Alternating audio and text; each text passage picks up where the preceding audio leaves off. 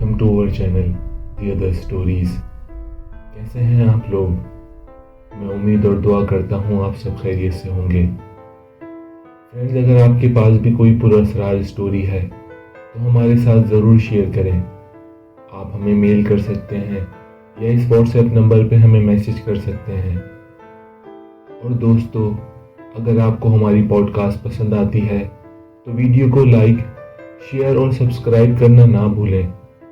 Bell icon को ज़रूर press कर दें ताकि हमारी हर आने वाली वीडियो का नोटिफिकेशन आपको मिलता रहे। तो बिना टाइम वेस्ट किए चलते हैं आज की स्टोरी की तरफ। आज की स्टोरी जिन्होंने हमें भेजी है उन्होंने अपना नाम और लोकेशन शेयर करने को मना किया है, तो उनकी प्राइवेसी को ऊपर रखते हुए वो मैं नहीं बता रहा। आगे की स्टोरी उन्हीं के पर्सपेक्टिव से सुनते हैं। अस्सलामुअलैकुम हसन। कुछ वाक़यात हमारी ज़िंदगी में ऐसे पेश आते हैं जो हमको बहुत कुछ सोचने और उन पर यकीन करने पर मजबूर कर देते हैं। मेरे हस्बैंड ऑन एंड ऑफ अपने बिजनेस के सिलसिले में कंट्री से बाहर आते जाते रहते हैं। मैं भी एक डॉक्टर हूँ और हमारे 2 बच्चे हैं, एक 12 साल का बेटा और एक 8 साल की बेटी। हमारी ये छोटी सी हैप्पी फैमिली है। हम सबका अपनी ज़िंदगी में एक ख्वाब होता है कि हमारा अपना आइडियल घर हो। पहले तो हमने प्लान किया था कि हम किसी अच्छी जगह कोई प्लॉट लेकर अपने हिसाब से अपना घर बिल्ड करेंगे, बट मेरे हस्बैंड अपने बिजनेस की मसरूफियत की वजह से ऐसा कर नहीं पा रहे थे। तो हमने एक रेडी टू मूव घर परचेज कर लिया जो न्यूली कंस्ट्रक्टेड घर था, और हम कुछ दिन बाद ही उस घर में शिफ्ट हो गए।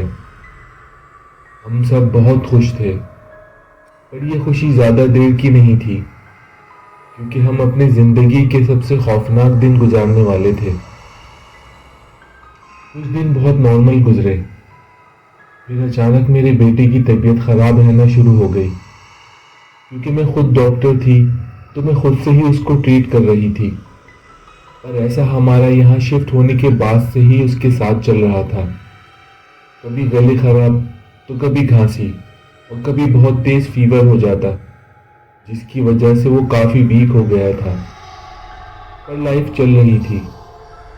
फिर चीज़ें आहिस्ता आहिस्ता बिगड़ना शुरू हो गईं।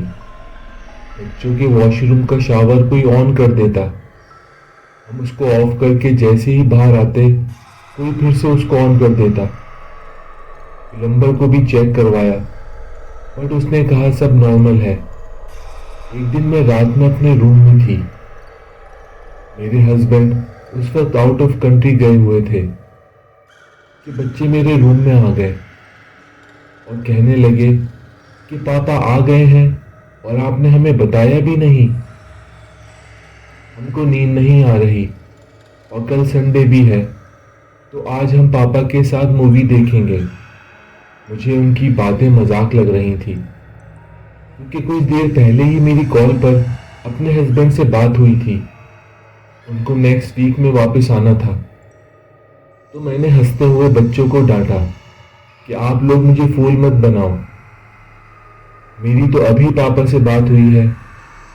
मेरी ये बात सुनकर मेरे बच्चे हैरत से एक दूसरे की तरफ देखने लगे और बहुत डरे हुए अंदाज में मुझे बताया कि मामा, हमने सच में अब पापा को टीवी लॉन्च में बैठे हुए देखा है। आपको यकीन नहीं आ रहा तो हमारे साथ चलकर देखें। तो मैं अपने बच्चों के साथ टीवी लॉन्च की तरफ जाने लगी, जिसके साथ ही ओपन किचन था, और ना टीवी ऑन था और ना ही मेरे हस्बैंड वहां थे।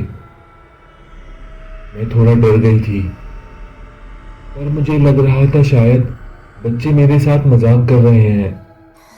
मैंने बच्चों को थोड़ा डांटा और उनको उनके रूम में सोने के लिए भेज दिया और खुद टीवी लॉन्च में बैठ गई और टीवी ऑन कर लिया।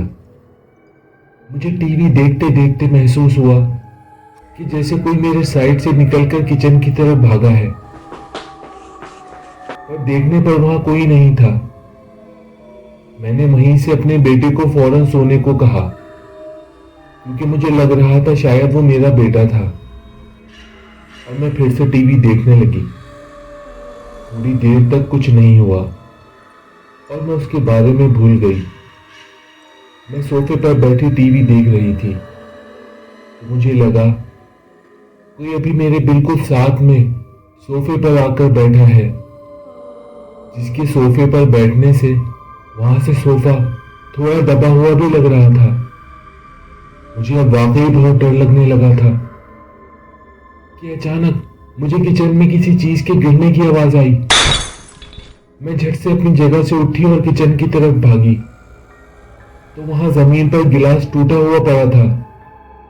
मुझे लगा शायद बच्चे किचन में आए होंगे, तो मैं बच्चों के रूम में गई तो दोनों बच्चे गहरी नींद में सो रहे थे। मुझे ये सब देखकर बहुत अजीब लग रहा था, पर मैंने इस सब के बारे में ज्यादा नहीं सोचा। टीवी ऑफ किया, गिलास को उठाकर डस्टबिन में डाला और अपने रूम में जाकर सो गई। दूसरे दिन मैंने जब बच्चों को स्कूल के लिए उठाया तो उनसे मैंने रात में किचन में गिलास टूटने के बारे में बात की। दोनों ने साफ कहा कि हम तो सो गए थे।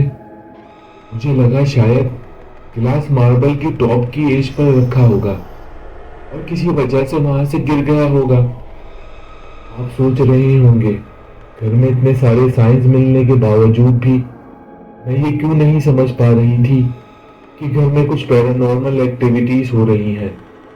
तो बहुत ज़्यादा एजुकेशन होने की वजह से मेरा माइंड अब तक इस सब के होने की प्रैक्टिकल एक्सप्लेनेशन ढूंढ रहा था, या मैं चाहकर भी इन बातों को उस तरह नहीं सोच रही थी और इन सबको अपना वहम समझ रही थी। और उसी दिन वो हुआ जिसकी मेरे पास ना कोई एक्सप्लेनेशन है ना कोई लॉजिक। मैं बच्चों को स्कूल भेजने के बाद फ्रेश होने चली गई। मैं शावर में थी कि अचानक मेरे कंधे पर किसी ने अपना हाथ रख दिया। अब की बार मैं क्लियरली फील कर पा रही थी कि किसी का हाथ मेरे कंधे पर रखा हुआ है। मैं अपनी जगह पर किसी बर्फ की तरह जम गई थी। मेरे सेंसेस मेरे काबू में नहीं थे। मैं चाह रही थी कि जोर से चीखूं, और मेरी आवाज हलक में अटक गई थी। लग रहा था सोचने समझने की सलाहियत खत्म हो गई है और दिमाग पर सिर्फ डर ने कब्जा कर लिया है। तो फिर अचानक बाहर के रूम से मुझे अपने मोबाइल की रिंगिंग सुनाई दी, और वो जो कोई भी था उसने अपना हाथ मेरे कंधे से हटा लिया। मैं कुछ देर फिर भी वहां स्टैचू बनकर खड़ी रही। खौफ इतना ज्यादा था कि मुझे नॉर्मल होने में थोड़ा टाइम लगा। तो मैं फौरन वॉशरूम से भागकर बाहर आ गई। मैंने पलटकर वॉशरूम के अंदर देखा तो वहां कोई नहीं था। मैंने कपड़े चेंज किए और अपना मोबाइल उठाकर अपने रूम से बाहर आ गई। मोबाइल चेक किया तो मेरी माँ की कॉल आई थी। मैंने फौरन उनको कॉल की और एक सांस में हमारे साथ इस घर में क्या हो रहा है वो उनको बताया।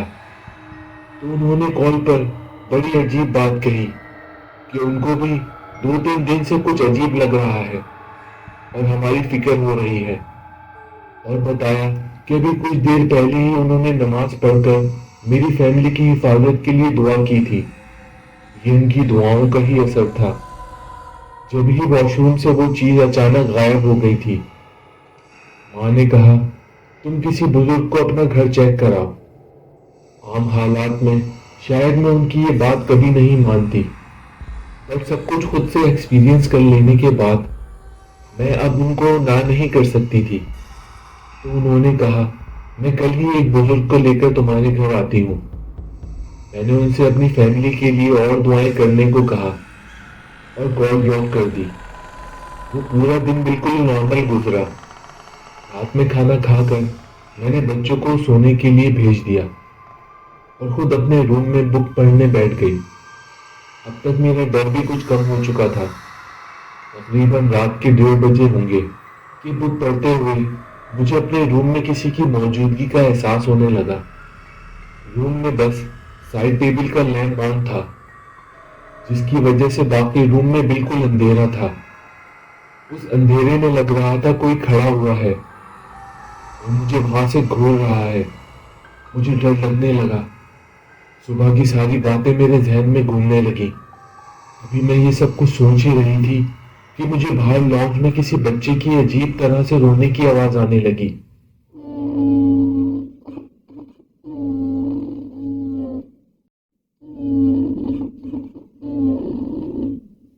मैं डरते हुए अपने रूम से बाहर निकली। पहले मैंने सामने के रूम में बच्चों को चेक किया कि कहीं उनमें से कोई बाहर तो नहीं आया है, पर बच्चे तो सो रहे थे। फिर लाउंज से ये रोने की आवाज किसकी आ रही थी? दिल की धड़कन काबू से बाहर होने लगी थी। मैं आहिस्ता आहिस्ता लाउंज की तरफ जाने लगी। वो रोने की आवाज भी बढ़ती जा रही थी। मैंने लाउंज की लाइट ऑन की तो वो लाइट ऑन होने के बजाय फ्लिकर करने लगी और उस जल्दी बुझती रोशनी में मुझे लाउंज के कोने पर एक बच्चा बैठा दिखाई दिया, जो अपना मुंह घुटनों में लिए जमीन पर बैठा रो रहा था। उफ, वो बहुत भयानक मंजर था। मैंने डरते हुए एक दो बार उसको आवाज दी कि कौन है, पर वो उसी तरह बैठा रहा और रोता रहा। मैं डरते हुए उसके पास जाने लगी। खौफ से मेरा बुरा हाल था। जहन में कई सवाल घूम रहे थे। मैंने उसके बिल्कुल पास पहुंचकर अपनी पूरी ताकत जमा की और सख्ती से उससे कहा, तुम कौन हो और मेरे घर में क्या कर रहे हो? मेरी ये बात सुनते ही वो एकदम खामोश हो गया और अपना सर उठाकर मेरी तरफ देखने लगा। एहसन, उसका चेहरा देखते ही मेरी चीख निकल गई। वो 6 से 7 साल का बच्चा होगा। उसकी स्किन बिल्कुल वाइट थी और आंखें ऐसे चमक रही थी जैसे उनमें बल्ब लगे हों। उसकी आंखों में गुस्सा था। वो अपनी जगह से खड़ा हुआ और भागता हुआ बच्चों के रूम में चला गया। ये देखकर मैं भी बिना कुछ सोचे समझे बच्चों के रूम की तरफ भागी। बच्चे एज यूजुअल सो रहे थे, और जिस बच्चे को मैंने बाहर देखा था वो अब रूम में कहीं नहीं था, जबकि मैंने उसको अभी अभी बच्चों के रूम में घुसते हुए देखा था। मैंने रूम को अच्छी तरह चेक कर लिया, पर वो वहां नहीं था। मैं अभी रूम में खड़ी ये सोच ही रही थी कि वो बच्चा अचानक कहाँ गायब हो गया कि मुझे अपने पीछे की दीवार से किसी के गुर्राने की आवाज आई। डर से मेरी हालत खराब हो गई थी। मैंने जैसे ही पीछे मुड़कर देखा, वो बच्चा दीवार पर किसी छिपकली की तरह चिपका हुआ था और मेरे उसको देखते ही उसने मेरे ऊपर जंप कर दी। मैं पागलों की तरह अपनी आंखें बंद कर कर इधर उधर अपने हाथ पैर चलाने लगी, पर कुछ ही सेकंड के बाद मुझे एहसास हुआ मैं बिल्कुल ठीक हूँ और वो बच्चा मेरे पास कहीं नहीं है। मेरी हालत उस वक्त खौफ से इतनी ज्यादा खराब हो चुकी थी कि मैंने एक सेकंड की भी देर किए बगैर सोते हुए बच्चों को उठाया और गाड़ी की कीज लेकर माँ के घर के लिए निकल गई, क्योंकि अब मैं मजीद अपने बच्चों के साथ उस खौफनाक घर में नहीं रह सकती थी। और फिर मैं दोबारा उस घर में वापस नहीं गई। जब मेरे हस्बैंड वापस आए तो हमने फौरन ही वो घर सेल कर दिया और दूसरा घर ले लिया। मगर उन वाकयात का खौफ अभी तक मेरे दिल में है। मैं सोचती हूँ, काश जब मेरे बच्चों ने मेरे हस्बैंड को पाकिस्तान में ना होते हुए भी जब लॉन में बैठे हुए देखा था, तो मैं जब ही उस बात को सीरियसली लेती तो ये वाकयात शायद पेश नहीं आते। बहुत शुक्रिया, आपने अपनी आप बीती हमारे साथ शेयर की और हमको भी इससे बहुत कुछ सीखने को मिला। सो फ्रेंड्स, आपको ये स्टोरी कैसी लगी कमेंट सेक्शन में ज़रूर बताएं। स्टोरी पसंद आई है तो वीडियो को लाइक और शेयर करें। चैनल पर नए हैं तो सब्सक्राइब किए बिना बिल्कुल भी नहीं जाइएगा, क्योंकि हम इस चैनल पे ऐसी वीडियोस लाते रहते हैं। अपना और अपने प्यारों का ख्याल रखें, हमेशा पाकी की हालत में रहें, मुझे अपनी दुआओं में याद रखें। तो मिलते हैं आपसे अगले वाक़ये के साथ। अस्सलामु अलैकुम।